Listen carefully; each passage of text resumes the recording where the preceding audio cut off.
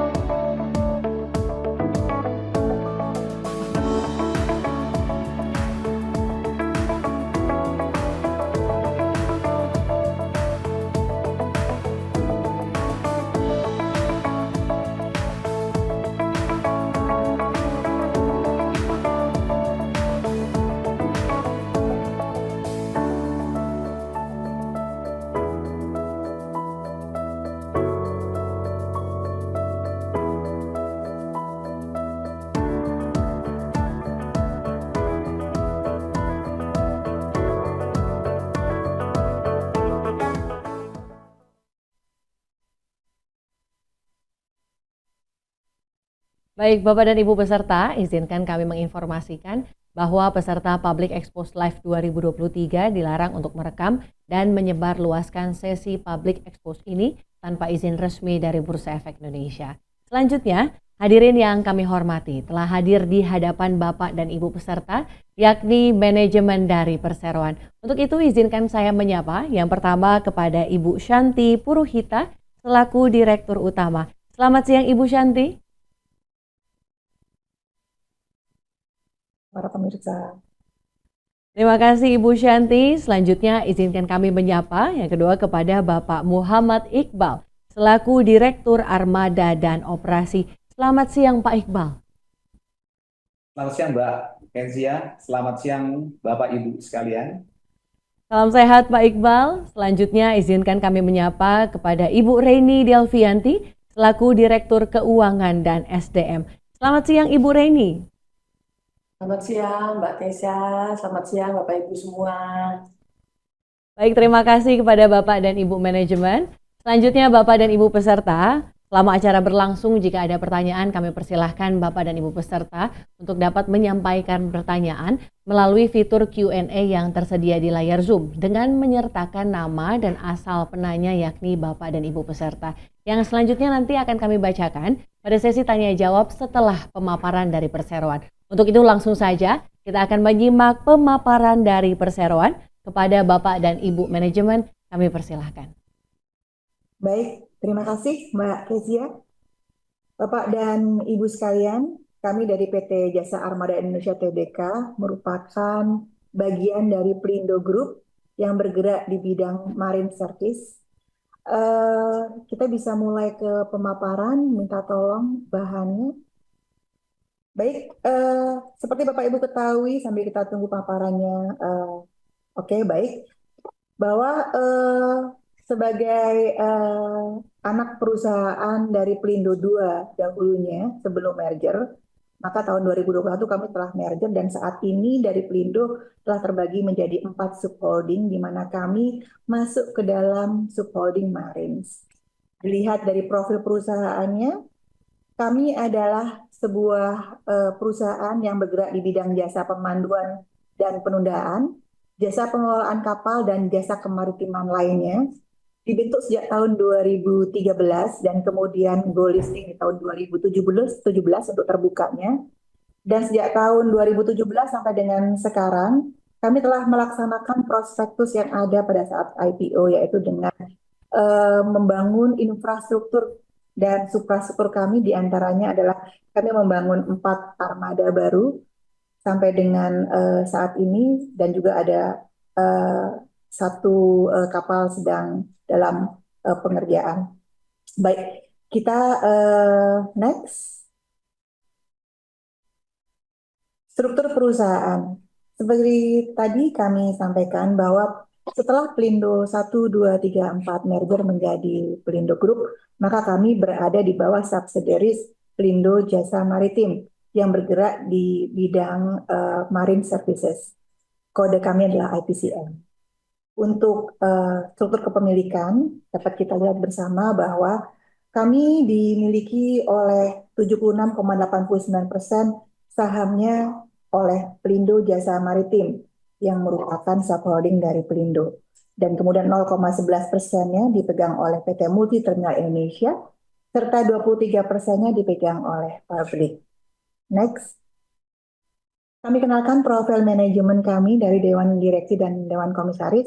Seperti tadi sudah diperkenalkan di awal, saya sendiri adalah selaku Direktur Utama dan Direktur PLT Direktur Komersial dan Pengembangan Bisnis. Bu Reni di sebelah kanan saya merupakan Direktur Keuangan dan SDM, sedangkan Pak Iqbal di sebelah kiri saya merupakan Direktur Armada dan Operasi. Untuk susunan komisaris kami sendiri, komisaris utama kami adalah Bapak Zuhri Iriansah. Beliau adalah salah satu direktur di subholding Pelindo Group. Kemudian Bapak Bay Muhammad Hasani merupakan komisaris independen kami. Kemudian Ibu Dewi Aryani juga selaku komisaris kami. Next. Baik, melaporkan dan menyampaikan kinerja perseroan sampai dengan bulan September tahun 2023, kami dapat sampaikan bahwa perseroan telah mencatatkan laba sebesar 119,78 miliar atau naik sebesar 18% secara year on year dengan kontribusi utama pendapatan 80,13% dari jasa pelayanan kapal, 8,19% dari jasa pengangkutan lainnya, dan 3,67% dari jasa pengelolaan kapal. Untuk kenaikan pendapatan juga kami bergerak positif dengan kenaikan sebesar 28% atau setara 858,1 miliar. Kami juga cukup senang dengan achievement kami terkait dengan adanya penyesuaian tarif di berbagai wilayah yang berada di wilayah pengoperasian PT Jasa Armada Indonesia sampai dengan bulan September ini. Dan juga kami telah berhasil melakukan penyelesaian penandatanganan perjanjian-perjanjian dengan mitra strategis kami untuk perjanjian jangka panjang. Next. Baik, untuk strategi utama yang kami miliki, ada 3, business expansion, operational excellence, dan kompetensi and culture enhancement. Untuk business expansion sendiri, Bapak dan Ibu sekalian, kami senantiasa melakukan pelebaran luas wilayah pelayanan BUP, yang tadinya mungkin hanya berada di sekitar wilayah Jawa dan Sumatera dan sebagian dari Kalimantan. Saat ini kami telah mengembangkan beberapa kerjasama dengan mitra strategis kami yang berada di wilayah Aceh dan juga berada di wilayah Indonesia Timur, yaitu di wilayah pelabuhan wilayah Halmahera. Dan untuk itu kami akan terus melakukan business expansion keluar. Kami mempunyai beberapa target lainnya yang kami harapkan dapat diselesaikan pada tahun ini dan awal tahun depan.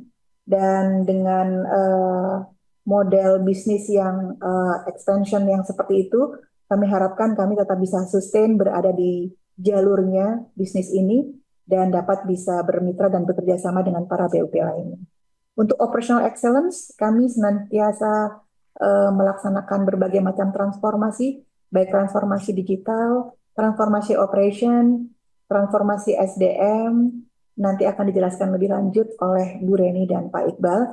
Yang intinya adalah kami melaksanakan perbaikan-perbaikan dari berbagai sisi untuk pelaksanaan operasional yang efektif dan efisien, yang bertujuan untuk memaksimalkan pendapatan dan laba perusahaan. Tentunya hal ini tidak lepas ditunjang oleh adanya kompetensi dan culture enhancement yang kita lakukan senantiasa terhadap seluruh tim dari IPCM dan juga mitra-mitra kami bersama. Next. Bapak dan Ibu sekalian, dalam peta kita lihat ini adalah peta wilayah operasional IPCM dan kerjasamanya. Kita dapat lihat terbagi menjadi 3 kotak di sebelah kanan, ada biru tua, ada hijau, dan ada oranye. Di mana biru tua merupakan bagian dari kerjasama kami dengan PT Pelindo Regional 2, yang dulunya adalah Pelindo 2. Lalu warna hijau adalah BUP PT JAI Tbk sendiri. lalu warna oranye adalah joint operation. Bagaimana Bapak Ibu ketahui, selain bekerja sebagai pelayanan kerjasama operasional dengan Pelindo di Regional 2, JAI juga mempunyai BOP pelimpahan sendiri. Itu berarti bahwa JAI mengelola wilayah pelabuhannya sendiri. Dan itu berada di, kita lihat yang hijau, ada wilayah Patimban, kemudian TUKS Nusantara Regas, ada PLTU Kanci 1, Kanci 2 di wilayah Cirebon, kemudian juga ada TUKS PT Cemindo Gemilang di wilayah Banten, Baya, lalu ada STS Ambang Luar Sungai Musi, Palembang. Sedangkan untuk wilayah kerjasama kami dengan Pelindo Regional 2, terbagi untuk pelabuhan tersibuk di Indonesia, yaitu Tanjung Priuk, lalu ada Banten, ada Cirebon, Bengkulu, Panjang, Pelabuhan Palembang, Pelabuhan Teluk Bayur, Pelabuhan Jambi, Pelabuhan Pangkal Balam, Pelabuhan Tanjung Pandan, Pelabuhan Pontianak, dan Terminal Kijing yang juga ada di Pelabuhan Pontianak. Untuk mitra strategis dengan joint operation, sebagaimana telah kami sampaikan tadi, kami telah mengembangkan beberapa kerjasama strategis kami. Kali ini ada di Melaboh, Provinsi Aceh, dan juga di Teluk Weda, Halmahera, sejak tahun 2022 akhir kemarin. Next. Potensi kinerja dan pencapaian IPCM sendiri, kami sangat optimis. Karena apa? Karena kita dapat lihat bahwa saat ini untuk komoditi yang ada di Indonesia, baik batu bara, LNG, nikel maupun konstruksi, itu bergerak positif dan meningkat. Dan juga untuk itu kami secara aktif melakukan kerjasama dengan perusahaan-perusahaan yang memegang komoditi-komoditi dimaksud dengan tersus-tersusnya. Kita lihat dengan FSRU Nusantara Regas, dengan FSRU Jawa 1 Power, serta kemudian STS Ambang Luar Sungai Musi yang merupakan komoditi utamanya adalah batu bara. Selain itu, di Indonesia sendiri itu terdapat lebih dari 1.133 tersus dan TUKS-nya 937 lebih TUKS yang bergerak di beberapa bidang sebagaimana telah kita lihat di tampilan layar ini. Itu berarti luasan cakupan model pengembangan bisnis yang dimiliki oleh IPCM masih berprospek untuk terus berkembang karena pasar dan demand-nya masih cukup besar berada di seluruh wilayah Indonesia lainnya. Next adalah highlight komersial bisnis IPCM. Di sini kita lihat untuk highlight bisnis IPCM, kita mempunyai beberapa mitra strategis yang kita telah melakukan kerjasama, baik itu dari dengan PLN Gigi, dengan PT Bukit Prima, PT Langlang, dengan PT Cirebon Electronic Power, Cemindo Gemilang. Mitra-mitra strategis ini penting bagi kami karena dalam kurun waktu tahun 2023 kemarin, kenaikan pendapatan dari sisi tersus merupakan kenaikan pendapatan yang tertinggi yang ada di kami. Untuk itu kami berterima kasih pada mitra-mitra kami. Selain itu terdapat juga beberapa penyesuaian tarif yang buat kami tentunya menjanjikan sebuah fundamental dan kinerja yang lebih baik lagi nanti untuk tahun 2024, di mana terdapat beberapa penyesuaian tarif di wilayah yang kami layani, yaitu di Priuk, Regas, Kanci 1, Kanci 2, dan di wilayah Banten ada 2, baik untuk pelabuhan umum maupun TUKS-nya juga terdapat penyesuaian tarif yang tentunya akan berdampak positif pada kinerja ke depannya. Penyesuaian tarif maksud baru kami dapatkan di akhir tahun ini, menuju penutupan tahun bulan September, dan harapannya itu akan mendongkrak pendapatan sampai dengan 2023 dan dapat membuat fundamental kinerja IPCM untuk tahun 2024 lebih terjamin lagi. Pemaparan selanjutnya terkait dengan kinerja keuangan dan kinerja Armada akan disampaikan oleh Direktur Keuangan dan juga Direktur Armada. Highlight kinerja keuangan pertama akan disampaikan oleh Bu Reni. Silakan Bu Reni. Terima kasih Bu Santi.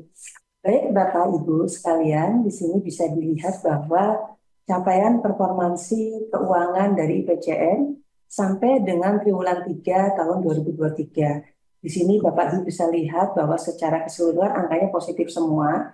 dalam artian bahwa pendapatan usaha IPCN pada triwulan 3 2023 ini bisa terrealisasi sebesar 858 miliar. Dan ini merupakan naik peningkatannya 27% di atas dari realisasi pada tahun sebelumnya. Itu dari sisi pendapatan usaha. Kemudian yang tidak kalah menarik adalah dari sisi laba, Bapak Ibu. Laba bersihnya pada triwulan 3 ini bisa mencapai 119 miliar, yaitu naik 17,81% atas capaian dari tahun lalu. Untuk EBITDA demikian juga, EBITDA ini bisa diraih di angka 194 miliar dan tentunya ini membaik daripada tahun-tahun sebelumnya. Untuk di sisi aset, kalau kita bisa lihat di sini ada aset, ekuitas maupun liabilitas. Jadi kalau di laporan keuangan itu ada dari sisi neraca, aset IPCN juga meningkat 1,22%. Dan ini seiring dengan yang tadi sudah disampaikan oleh Bu Santi bahwa di tahun 2023 ini ada investasi yang telah dilakukan oleh IPCN untuk memperkuat dari sisi armadanya. Oke, selanjutnya, next slide. Di sini kami tampilkan Bapak Ibu terkait dengan proporsi dari pendapatan usaha itu sendiri, di mana Bapak Ibu bisa lihat bahwa untuk tahun 2022 proporsi untuk pendapatan dari sisi Pelindo, sebagaimana tadi sudah disampaikan oleh Bu Santi, bahwa pendapatan dari IPCN itu ada dari Pelindo maupun juga dari non-Pelindo, seiring dengan yang sudah disampaikan terkait dengan upaya-upaya untuk perluasan maupun juga perkembangan pasarnya. Kalau dari tahun lalu itu untuk sisi Pelindo itu 28%, sedangkan di tahun ini, di triwulan 3 ini, sudah mencapai 31%, dari sisi non-Pelindo itu sudah mencapai 31% atas pendapatan secara keseluruhannya. Jadi sudah mulai meningkat juga, sudah mulai ada shifting, dan sudah mulai berimbang untuk dari sisi proporsi pendapatannya. Untuk breakdown-nya per segmen, Bapak Ibu juga bisa lihat dari sisi Pelindo maupun non-Pelindo, ini kedua-duanya juga naik. Untuk posisi Pelindo itu dari tahun lalu 485 miliar, sekarang menjadi 590 miliar. Sedangkan untuk non-Pelindo, semula dari tahun lalu itu 186 miliar, sekarang posisinya realisasi triwulan 3 ini menjadi 268 miliar. Jadi ini Bapak Ibu bisa lihat, dan juga untuk dari sisi per segmennya, baik dari sisi pendapatan per segmen tunda, pandu, jasa marine lainnya maupun juga untuk sisi pengelolaan kapal. Oke, lanjut. Untuk rasio-rasio keuangan, ini secara overall bisa dilihat bahwa capaian terhadap rasio-rasio keuangan ini secara umum ini lebih baik daripada periode yang sama tahun sebelumnya. Untuk dari sisi EBIT, EBITDA, kemudian juga aset turnover, dan juga current ratio, dan yang lain-lainnya. Hanya kalau Bapak Ibu lihat dari sisi operating ratio, ini memang terlihat ada peningkatan dari periode yang sama tahun sebelumnya. Tentunya ini juga dari impact atas kenaikan-kenaikan dari biaya BBM yang tentunya masuk dalam biaya operasional langsung dari IPCN itu sendiri. Namun demikian, dengan upaya-upaya telah dilakukan untuk pola operasi dan yang lain-lain, dan tentunya juga kita terus meningkatkan dari sisi optimalisasi dan efisiensi untuk pendapatan maupun untuk laba bisa lebih baik dari periode yang sama tahun sebelumnya. Ini dari sisi rasio keuangan. Nah, ini kami sajikan juga Bapak Ibu terkait dengan capaian performansi IPCN dari tahun ke tahun. Kalau Bapak Ibu lihat, next slide ya. Trennya ini dari tahun ke tahun, mulai dari tahun 2020 sampai di tahun 2022. Di sini grafiknya meningkat terus dari sisi CAGR-nya untuk pendapatan itu angkanya di 18,06%. Sedangkan untuk aset itu di tahun 2022 1,48 triliun. Dan untuk laba bersih CAGR-nya juga meningkat 37,02%. Dan ini memang grafiknya sudah bisa dilihat bahwa ini terlihat ada peningkatan. Untuk sisi dividen, nah di sini dividen ini tentunya juga seiring dengan perkembangan dari capaian laba yang bisa diperoleh oleh IPCN. Di mana Bapak Ibu lihat grafik untuk laba bersih dari mulai tahun 2020 sampai dengan tahun 2022, kemudian juga dari sisi dividen yield. Dividen yield IPCM itu di tahun 2020 itu sebesar 3,59%. Dan kemudian terus naik sampai di akhir tahun kemarin itu angkanya di 7,56% dengan total DPS sebesar di akhir tahun kemarin sebesar Rp21,42. Ini terkait dengan historikal untuk dividen dan juga maupun DPS-nya. Oke, selanjutnya, nah, untuk terkait dengan penggunaan dana hasil IPO, jadi IPCM ini komit Bapak Ibu sesuai dengan prospektus yang pada saat itu disusun bahwa untuk dana IPO itu 90% atau 90% itu dipergunakan untuk OPEX, jadi untuk investasi-investasi yang fokus IPCM adalah untuk peningkatan armada sebagai alat produksi, kemudian juga untuk peningkatan dari sistem digital. Jadi di sini ada untuk sistem IT terintegrasi, antara lain untuk level vessel tracking, kemudian asset monitoring, life management transaction, dan yang lain-lain. Jadi memang 90% atas dana yang kita peroleh itu kita optimalkan untuk keseluruhannya adalah untuk CAPEX, sedangkan yang untuk OPEX hanya sebesar 10%. Oke, selanjutnya mungkin saya kembalikan ke Bu Santi kembali. Monggo Ibu. Baik, terima kasih Bu Reni. Untuk selanjutnya adalah pemaparan dari Pak Iqbal selaku Direktur Armada dan Teknik. Silakan Pak Iqbal. Terima kasih, Bu Santi. Bapak Ibu sekalian, untuk mendukung operasional layanan pemanduan dan penundaan yang tadi Bu Dirut kami Bu Santi sampaikan dari Sabang sampai Merauke, ini kami ditopang oleh 90 armada yang terdiri dari 61 unit kapal tunda, di mana kapal tunda ini ada fungsi untuk menarik, menorong, dan tekan, sehingga nanti pelayanan pemanduan berjalan efektif, efisien, dan selamat. Di samping kapal tunda, kami juga memiliki 29 motor pandu, di mana motor pandu kami ini adalah berfungsi untuk antar jemput pandu. Di samping dengan ada kapal tunda dan motor pandu, juga kami memiliki 5 unit kapal kepil atau mooring boat, yang mana fungsinya adalah untuk menerima tali nanti yang akan ditambatkan di dermaga. Next. Terkait dengan ESG, Environmental, Social, dan Governance, PT Jasa Armada Indonesia Tbk tidak hanya fokus untuk memberikan pelayanan terbaik kepada pelanggan, tetapi juga berkomitmen terus untuk menjadi perusahaan yang mendukung prinsip-prinsip lingkungan, sosial, dan tata kelola yang disebut dengan ESG. Terkait dengan environmental, ada beberapa aktivitas yang kami lakukan. Pertama adalah terkait dengan 3 unit motor pandu yang baru itu, yang adalah Serikandi 1, 2, dan 3. Kami sudah memanfaatkan sonar panel untuk penerangan dan pendinginan di ruangan. Di samping itu juga kami menggunakan shore power connection terkait dengan kapal-kapal kami yang sedang tidak melakukan aktivitas. Untuk bahan bakar minyak, kami sudah menggunakan biosolar B30, dan terkait juga dengan pengelolaan lingkungan limbah B3, kami sudah bekerja sama dengan pihak pelabuhan untuk pengelolaan limbah B3. Di samping itu juga kami juga ikut berpartisipasi terkait dengan penanaman 1.000 pohon mangrove dan juga penanaman 400 bibit terumbu karang.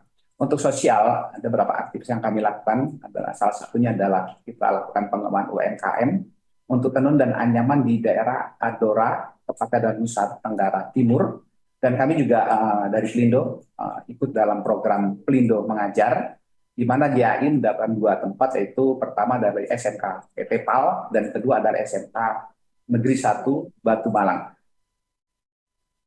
Di samping itu juga kami melakukan pembangunan di beberapa tempat untuk tempat ibadah, dan kami juga aktif terkait dengan kegiatan sosial, keagamaan, dan kemanusiaan di sekitar wilayah operasi Pelindo. Untuk governance terkait dengan GCG, skor terakhir kami adalah 98,58. Ini masuk kualifikasi sangat baik sekali, dan untuk skor ACGS-nya hasil terakhir adalah 95,90, dan ini juga mendapat predikat very good. Terkait dengan POJK nomor 21 dari POJK titik 4 dari 25, PT JAI telah memenuhi 25 rekomendasi penerapan aspek dan prinsip tata kelola perusahaan yang baik versi OJK. Next. Nah, tadi seperti Bu Santi dan Bu Teni bilang terkait dengan untuk kinerja dan juga untuk melakukan efisien dari BBM, kami di Armada, di PT JAI, melakukan transformasi dari sisi kapal, dari sisi dan SDM-nya. Dari sisi kapal, kami terus melakukan transformasi, dan ini kami membuka peluang dan ide kepada seluruh awak kapal untuk melakukan inovasi yang dapat dikembangkan untuk kelancaran operasional. Terkait dengan SDM, kami rutin melakukan training yang bersifat hybrid, itu adalah 2 minggu sekali. Jadi ini untuk pengajarnya atau trainernya, ini kami melibatkan dari 2 pihak. Ada dari pihak internal dan juga dari pihak eksternal.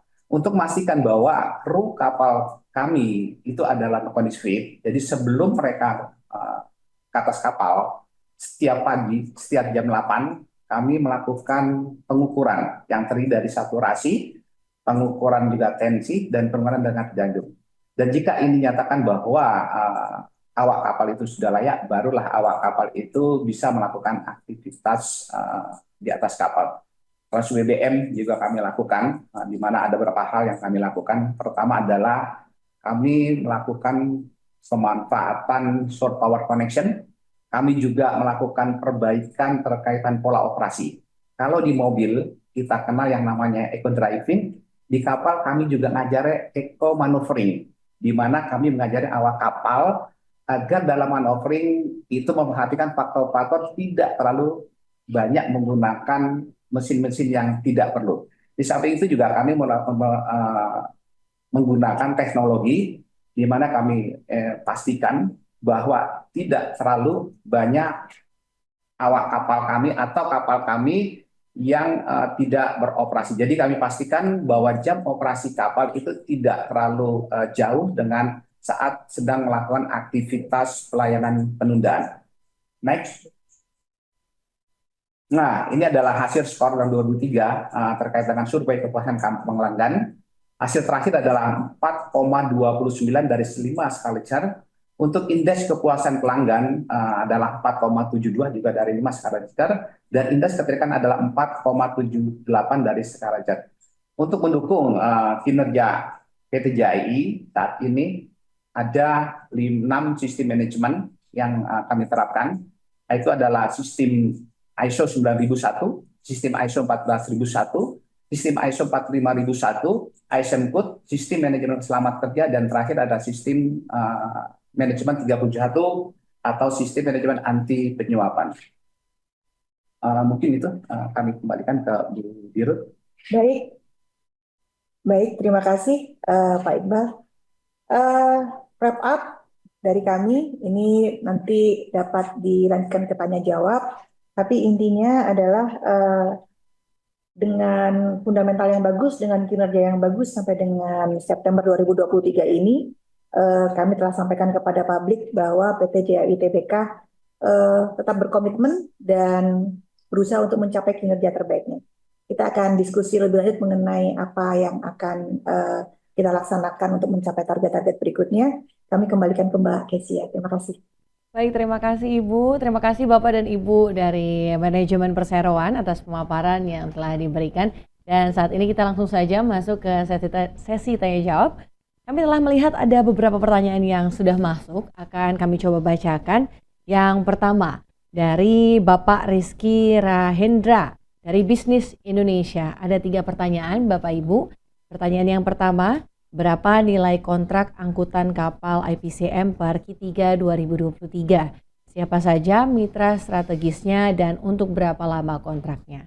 Untuk pertanyaan yang kedua, seperti apa rencana ekspansi IPCM pada 2024? Berapa dana capital expenditure dan investasi yang digelontorkan tahun depan?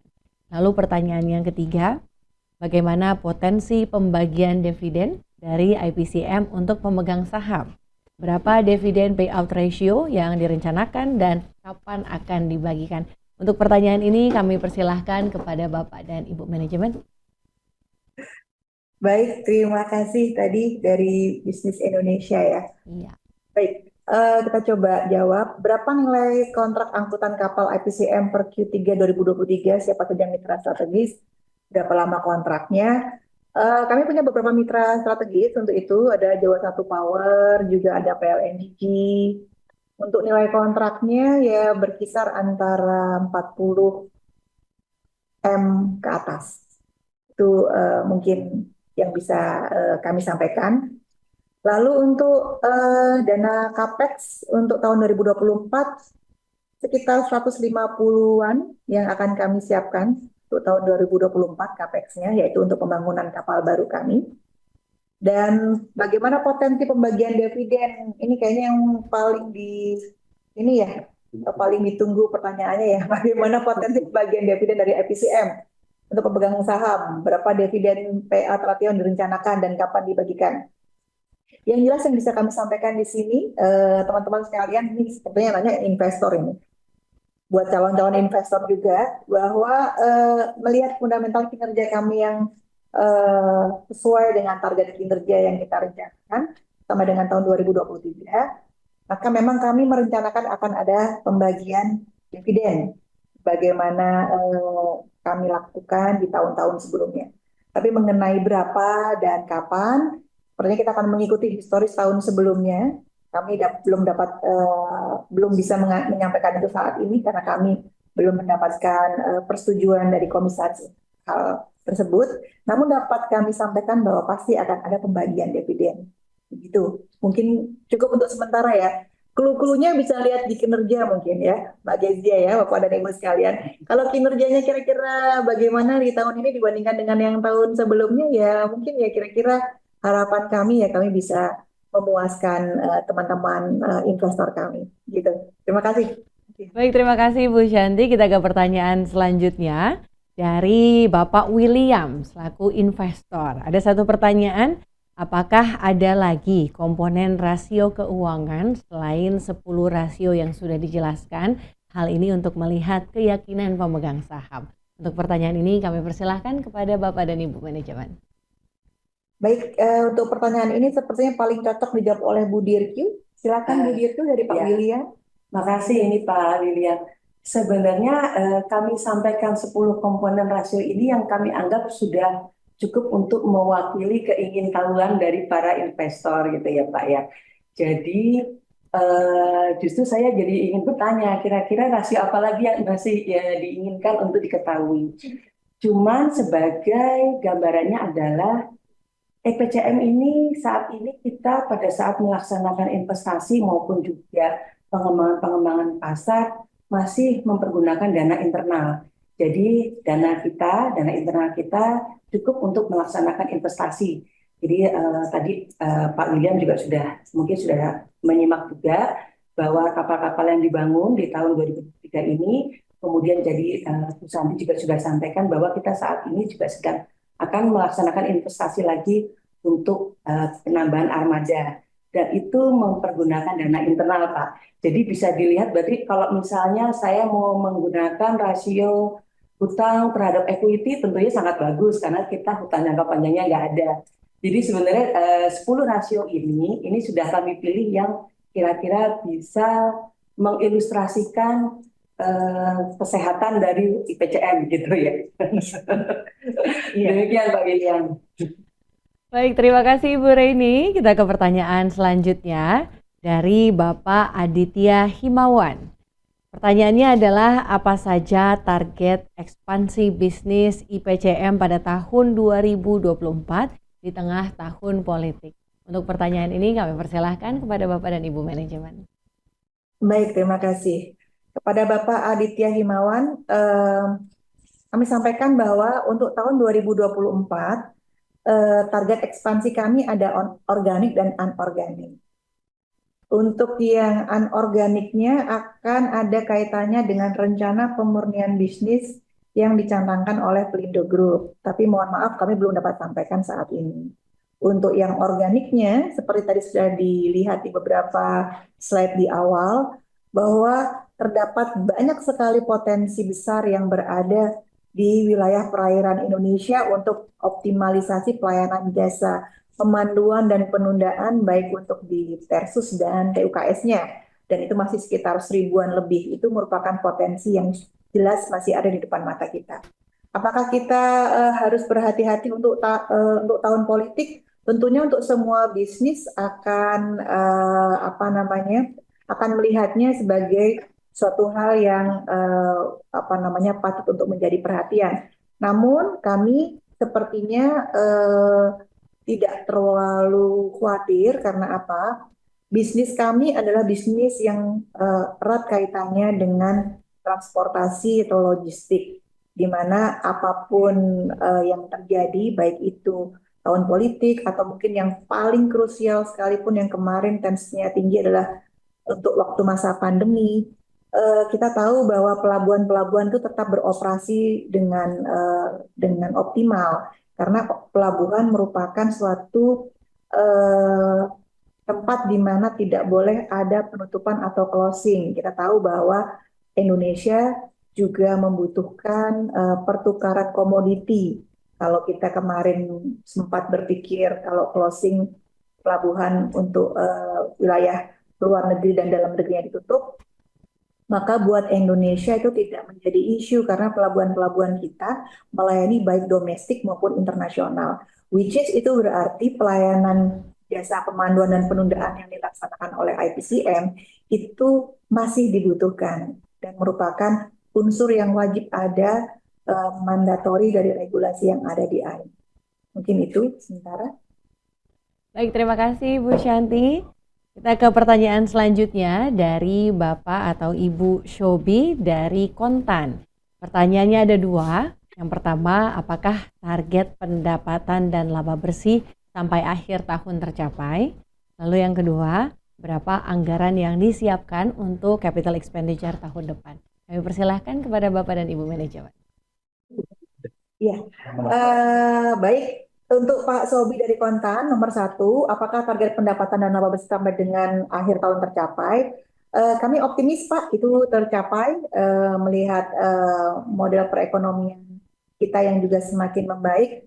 Walaupun memang betul ada peningkatan harga BBM buat kami, tetapi dengan hal-hal yang kami laksanakan secara efektif dan efisien, sebagaimana tadi sudah disampaikan oleh Pak Iqbal untuk semua jenis transformasi yang kita laksanakan, maka kami optimis bahwa laba dan pendapatan tersebut dapat tercapai. Untuk anggaran yang disiapkan untuk APEC tahun depan, tadi telah kita jawab sekitar 150 miliar. Begitu Pak Sobi. Itu Mbak Kezia. Baik, terima kasih Ibu Shanti dan juga Bapak Iqbal dan juga Ibu Reini atas jawaban yang telah diberikan. Terima kasih juga atas pertanyaan yang sudah masuk. Masih ada banyak pertanyaan sebetulnya yang sudah masuk, namun izinkan kami mengakhiri sesi tanya jawab kali ini dari Public Expose PT Jasa Armada Indonesia Tbk. Oleh karena keterbatasan waktu, kami mohon maaf atas pertanyaan yang belum terjawab. Namun jika Bapak dan Ibu peserta masih memiliki pertanyaan lebih lanjut, kami persilahkan Bapak dan Ibu untuk dapat menghubungi Investor Relation atau unit terkait dari PT Jasa Armada Indonesia Tbk melalui portal komunikasi yang dimiliki oleh perseroan. Dan sebelum kami tutup, kami persilahkan kepada Ibu Shanti Puruhita, selaku Direktur Utama, untuk memberikan closing statement yang akan disampaikan kepada publik. Kepada Ibu Shanti, kami persilahkan. Terima kasih Mbak Kezia. Baik, closing statement dari kami.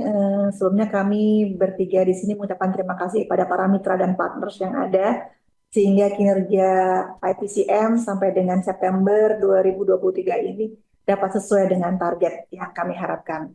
Dan telah kami sampaikan tadi, kami merupakan perusahaan dengan bisnis penundaan dan pemanduan kapal, shipping, marine service, yang merupakan bagian dari Pelindo Group, dan kinerja kami baik. Kami selalu mengutamakan kinerja prima, kami mengutamakan GCG, dan untuk para stakeholder kami harapkan untuk tetap mempercayai kami sebagai BIP pelayanannya. Dan kepada investor dan calon investor, kami harapkan untuk tidak ragu untuk memilih IPCM sebagai salah satu pilihan investasi bagi Bapak dan Ibu sekalian. Buat teman-teman yang ada di IDX, kami ucapkan terima kasih untuk pelaksanaan Public Expo pada kesempatan kali ini. Makasih. Baik, terima kasih Ibu Shanti atas closing statement yang telah diberikan. Dan demikianlah paparan publik dari PT Jasa Armada Indonesia Tbk. Mari kita beri aplaus kepada para penyaji dari perseroan. Baik Bapak dan Ibu, sebagai informasi terakhir, tayangan Public Expose PT Jasa Armada Indonesia Tbk dapat juga disaksikan kembali di YouTube Indonesia Stock Exchange. Atas nama penyelenggara kami ucapkan terima kasih kepada Bapak dan Ibu manajemen dari PT Jasa Armada Indonesia Tbk, juga Bapak dan Ibu peserta yang telah hadir dalam sesi Public Expose Live kali ini. Sampai jumpa di sesi Public Expose Live yang akan datang. Akhir kata, aku investor saham, maju terus pasar modal Indonesia.